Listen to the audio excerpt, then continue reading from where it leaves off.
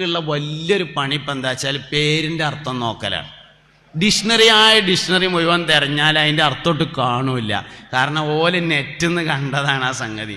പേരിൻ്റെ അർത്ഥം നോക്കാൻ വരുമ്പോൾ ഈ പേരിൻ്റെ അർത്ഥം മാത്രം ശരിയായാൽ പോരല്ലോ, പേരിൻ്റെ ചരിത്രം കൂടി ശരിയാവണം. അതൊക്കെ ഒന്ന് ആൾക്കാർക്ക് നമ്മൾ പറഞ്ഞു കൊടുക്കുകയാണെങ്കിൽ ഒരുപാട് ഭാരം കുറയും. ചില പേരൊക്കെ ആയിട്ടാണ് വന്നാൽ നമ്മൾ ഏത് ഡിക്ഷണറി തിരഞ്ഞാലും അതിൻ്റെ അർത്ഥം കിട്ടൂല.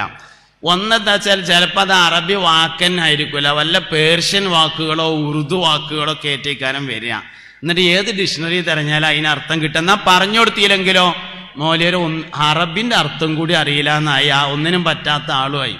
അപ്പോൾ ആൾക്കാരോട് നമ്മൾ പറഞ്ഞു കൊടുക്കേണ്ട എന്താ വെച്ചാൽ പേരിൻ്റെ അർത്ഥം മാത്രം നോക്കിയാൽ പോരാ, അതിൻ്റെ ചരിത്രം കൂടി വളരെ പ്രധാനമാണ്. ഇതാരുടെ പേരാണ് എന്നത് വളരെ പ്രധാനപ്പെട്ട കാര്യമാണ്.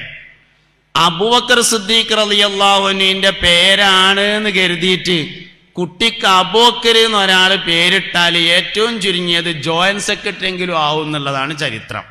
ആരെ പേരാണ് എന്നുള്ളത് പ്രധാനപ്പെട്ട ഒരു കാര്യമാണ്.